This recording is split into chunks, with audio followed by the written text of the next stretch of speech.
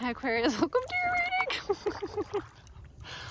reading. Just left off with Gemini. Actually, I skipped Libra. I don't know. I guess I'll do Libra last.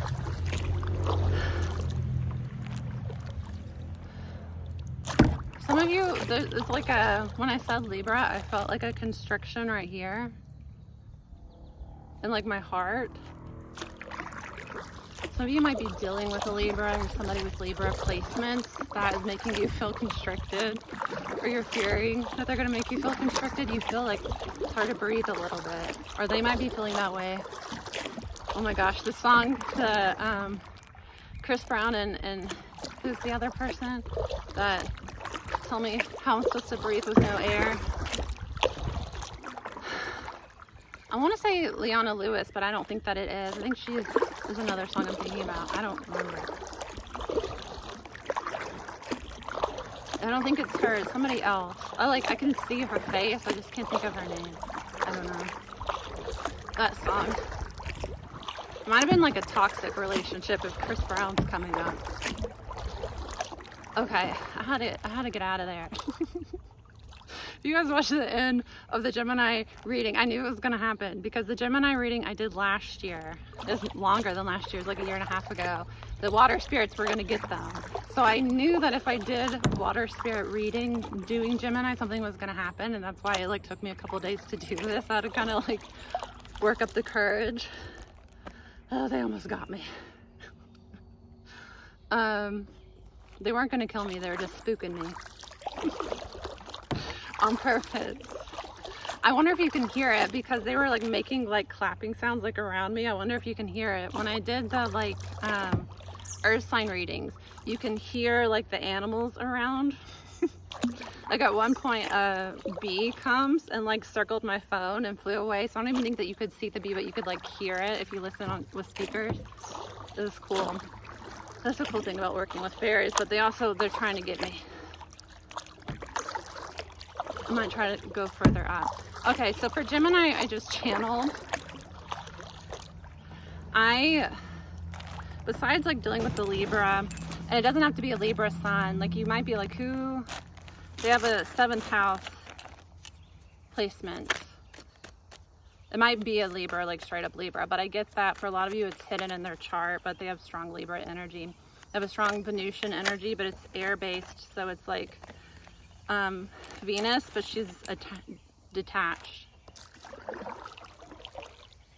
If it's not, it's somebody that is Venusian, but they have strong air in their chart. So they might have like chart ruler be Venus, or they have an air Venus, but Libra, I'm getting strong Libra.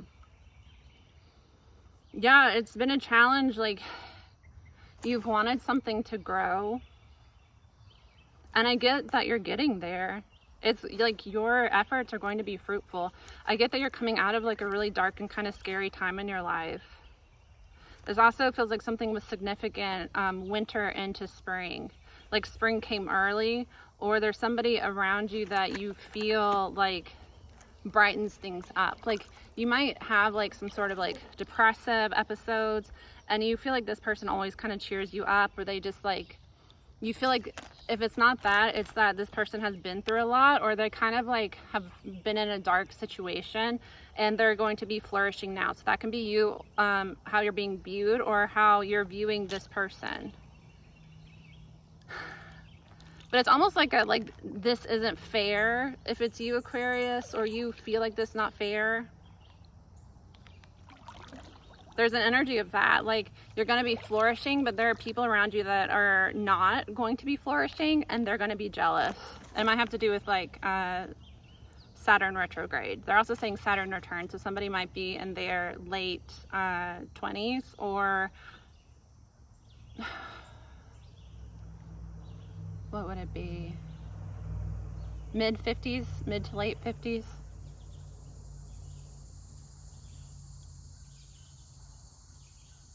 There's an energy here of feeling like you like lost out on this person though, or like feeling like you, like the boat is leaving you sort of thing. And I get that like it's because you were distracted by something else, Aquarius or cross-watcher, or you know, this can be flipped, that this is you and this is how the person is feeling towards you. Or it can be that while you were going through this darkness, people were like counting you out, and it's because like while you were in the darkness you were perceived as like not being very fruitful, but it's just because you were in kind of like your dormant cycle, you know? You were in your like healing and like healing the root of the situation so that you could thrive. So, you know, it's like you were pruned. So everybody else is like flourishing and like having their achievements in public, and you were like in the pruning process, which like if you prune flowers, a lot of times they look ugly because they're cut back, but when they bloom, they like bloom bigger and like brighter than everybody else, and it tends to last longer too. So it looks like you or your person, somebody like took the time to really work on themselves and to work through some habits. They've gone through like could be somebody with Scorpio placements as well. They've gone through like a rebirth, like a death. And it might have been that you met them or they met you while you were in your like death and rebirth cycle. So they, in a significance of like Halloween time, late fall. This gives me the energy of like they just missed out though. Like you were out here chasing this like golden opportunity because I was oh my gosh, did I lose that card? Oh, I was suffering here. I was suffering, but rather than like just kind of like taking that and, you know, surrendering, I worked on the roots and I got through it, and now I'm flourishing. And you're here like realizing that like, oh, what I thought was going to be some like success in my favor, some like prize, is actually like something that could easily be taken away because it wasn't real and valuable to begin with. And now I'm seeing this person in their like good luck era where they're coming out of this like frost. Somebody saying frostbite or frost queen. They're going to be looking at you like, well, that's kind of how I feel about it. Oh, well, you snooze, you lose is how I feel about it. There's an energy here of like doing magic. Somebody has like innate magic. They did magic from childhood, especially like dealing with animals. It's giving like earth signs. Well, I guess all the signs are here now. There's also fire here. Also, I get Leo season, Aries season is important, both. I don't know, this is a specific reading. Yeah, I'm telling you, this person was tested. They were tested. And they were tested on their like wisdom. I get that this is somebody that either, again, you or the person that you're dealing with, the person that's feeling this way, seeing you being fruitful now, this might be like an entire community. They were tested on their wisdom. This is somebody, again, this gives me heavy like Saturn return. Like this might be somebody's Saturn return lesson. They were tested to see if they were going to be wise and use their intuition. And this person fell victim to gossip. Also rats.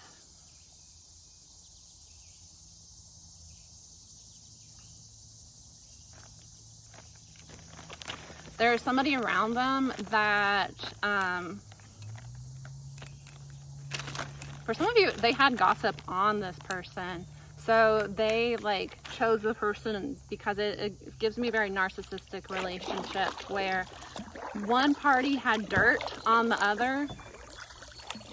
So they chose the person that had dirt on them because they just thought it would be easier. This person chose the easy way out. They chose the like shiny object that isn't as significant as they thought, they're saying.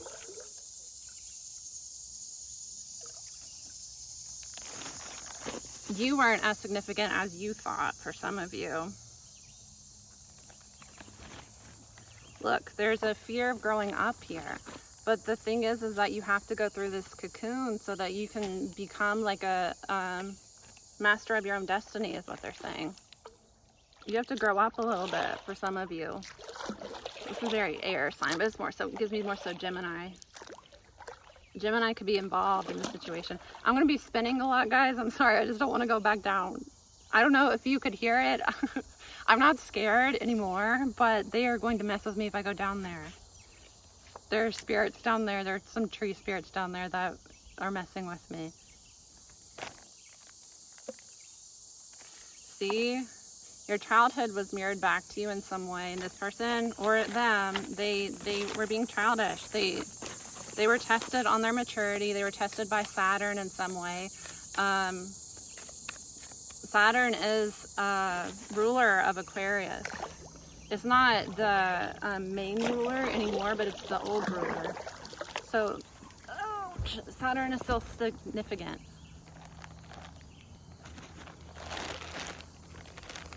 Here, I'm going to switch decks.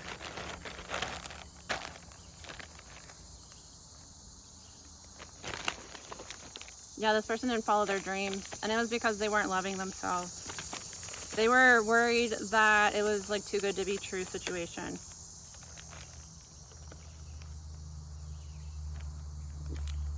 It's like they hurt themselves, though. If they would have chosen love, more love would have evolved in their life, but it's like this person hurt themselves. It's a karmic lesson they needed to learn.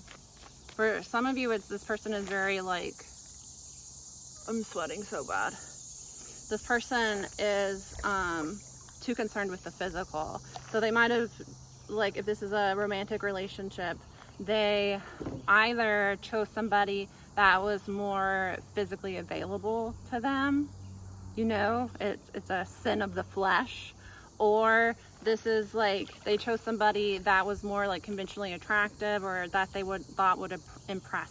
This is very like unevolved masculine. They went for the person that they thought was like, you know, the shiny thing that would make them like.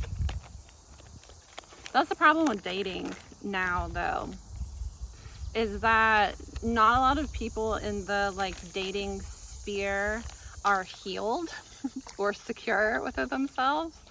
And a lot of people date because they have like a void they're looking to fill. Like one of my biggest issues with dating and makes me like not want to date is that I don't want to text all day. I do not want to text all day. I do not want the constant, what are you doing? What are you doing text? It's so like, it's immature. I have other shit I could be doing. It's wasting my time. Like, you're not actually trying to get to know me. And I don't like messaging because I don't feel like that's a good way to get to know each other. In my experience from dating people that text constantly, and this has happened when I've dated air signs too, people with air heavy in their chart, a lot of them need like to talk a lot of times. And I'm not saying this is you, because it can flip.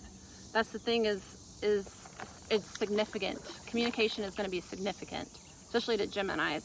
So that can either be that they talk a lot or they're more closed off. You know, it can go either way. My experience, the more I like text somebody, it's like the more time and energy I'm investing in them. It makes me overly invested in somebody that I don't actually know yet, because I don't think that you can get to know somebody over texting. I think like calls, FaceTime, voice notes, like I love voice notes. One of my favorite things to do with my friends is when I have like some like, am I being crazy? I have a relationship with some of my girlfriends where I can send them a 5-minute like voice note of like, this is a situation I'm dealing with. Am I being crazy? Or if I have some like hot gossip for them. It's usually like harmless gossip. Like I'm not like talking bad about other people. I'm like just telling them like, this has just happened. You know, this happened in my life. And I love when they do that to me. And I feel like that's a better way to get to know somebody's like personality. Because I think somebody's like vocabulary and their cadence and like their sense of humor, like what they actually mean. A lot of times like your intention or like what you mean by something is lost over like texting. So I think it's a way to fill like a time void where you're not, either you're at, because the times I've fallen victim to this are when I'm working like a boring 9-to-5, that like I work a lot faster than the assignments that are coming in, or like I'm struggling like you know, unfortunately, like texting gives like a dopamine rush. So where I have ADHD, it can actually become an addiction to me, where I get like addicted to like notifications, and I start to feel like almost like, you know, like a drooling zombie at my phone. I don't like feeling that way. Like when I am at my best, when I am at my like most like creative and in my power, I am not on my phone all the time, or I'm like using my electronic devices to like, you know, for content creation, for like creativity, to like look up new projects, or I'm working on projects. I'm not at my best when I'm like sitting and texting all the time. And usually if I'm doing that, it's because like I'm in bed and I don't feel good, or like something's going on in my life where I'm like not physically able to do what I want to do right now. So I don't think like, you know, checking in on each other is bad, but I don't know. I cannot date somebody that like the only attempts to get to know me are just like, what are you doing constantly? Because like sitting, what are you doing? I don't care what you're doing. I'm not insecure and like need to know your whereabouts at all times, especially like when we're not dating, when we're not exclusive, when we haven't even met in person half the time. Like, it's crazy to me.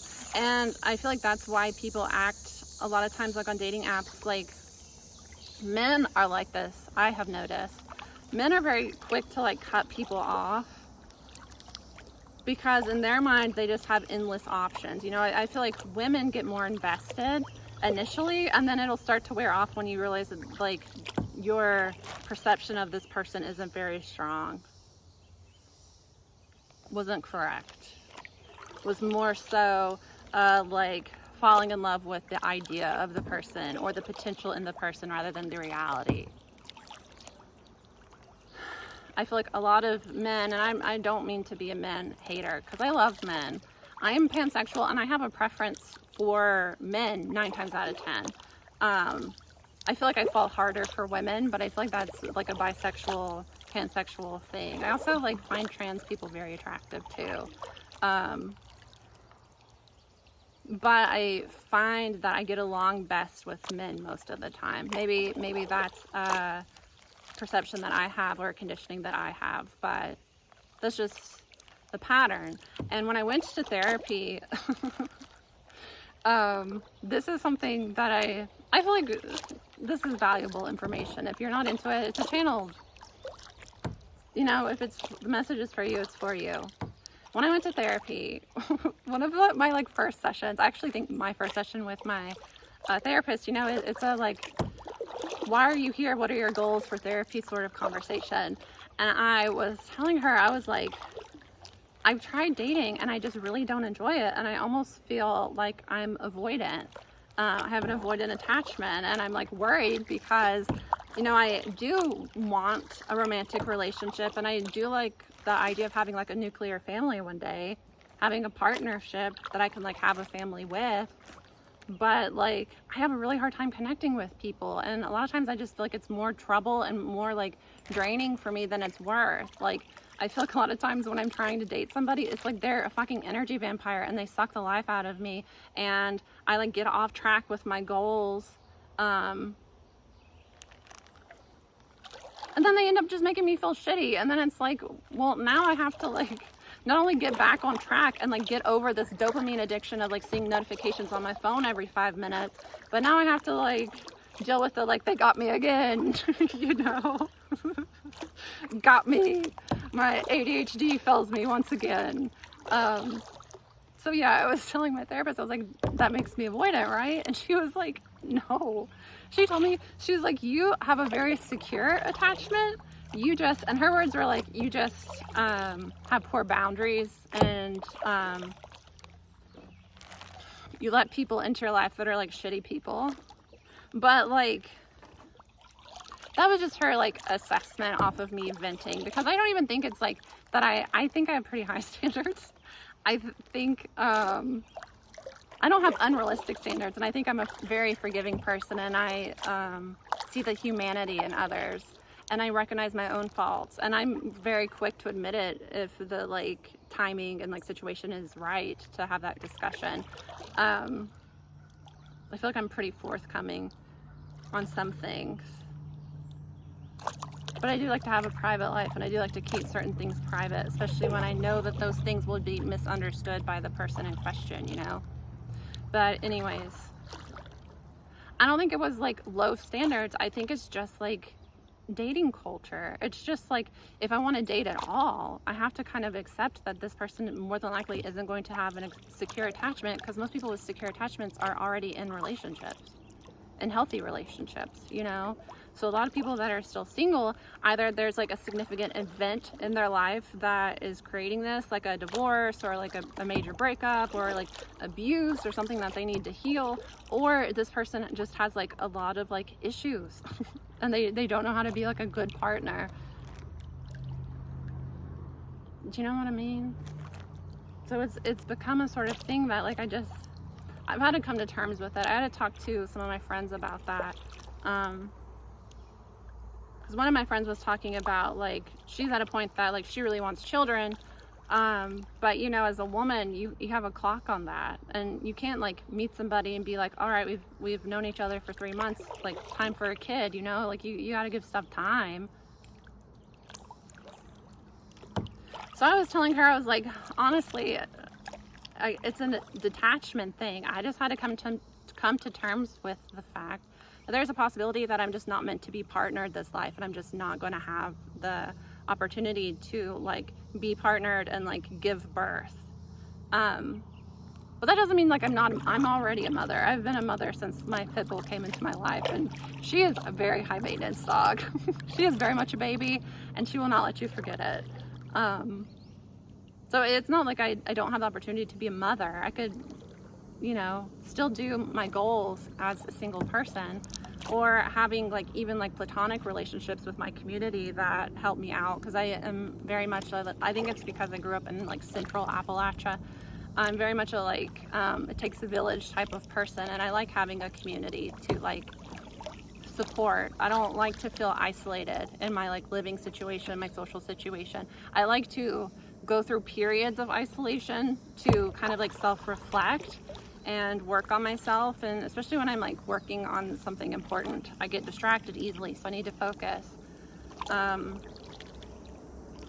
was telling her, I was like, I just had to come to terms with the fact that like that's something that I want, and if it's meant to happen, you know, the situation will arise.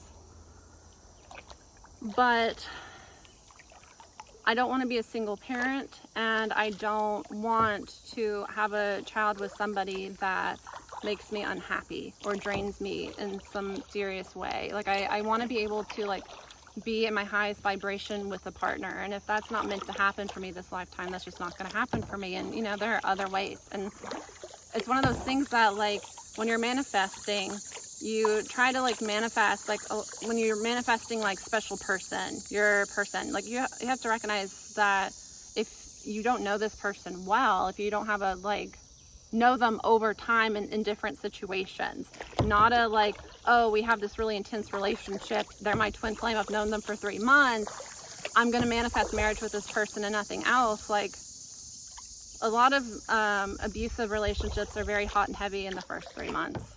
You have to get past 3 months with somebody to even know if they're like being for real, or if they are love bombing the shit out of you so that they can abuse you, and you'll be like wrapped up in the like toxic addictive cycle with them. Good things take time, you know? And that's not to say that they have to take time, but usually they do, so that you can be sure. Don't you want to be sure? I don't like the idea of settling.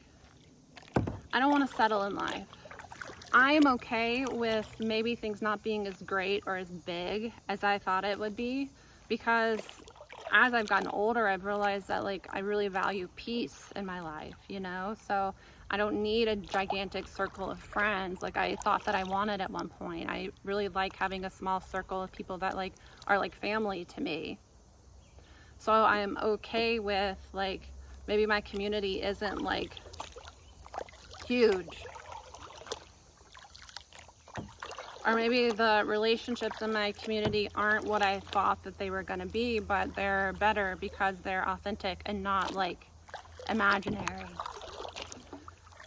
I think that is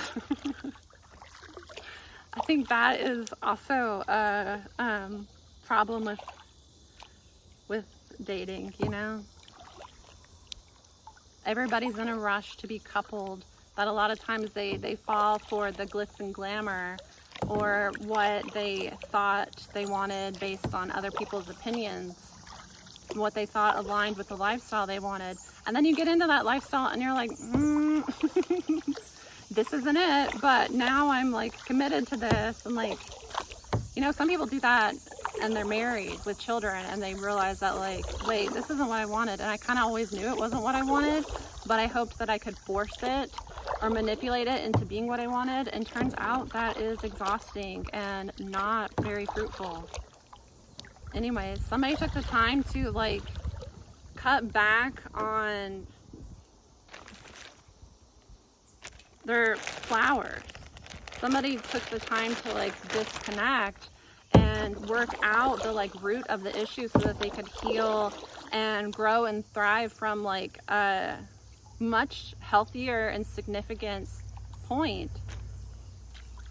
So people that haven't done that are going to view this person as, you know, there's going to be some jealousy, especially when I get that this person or you, Aquarius, licked their wounds in private and kind of worked on what they needed to in private. So nobody really knows what they went through because they don't feel the need to tell you. And it's almost better that way, you know, or it's you don't always have to be understood.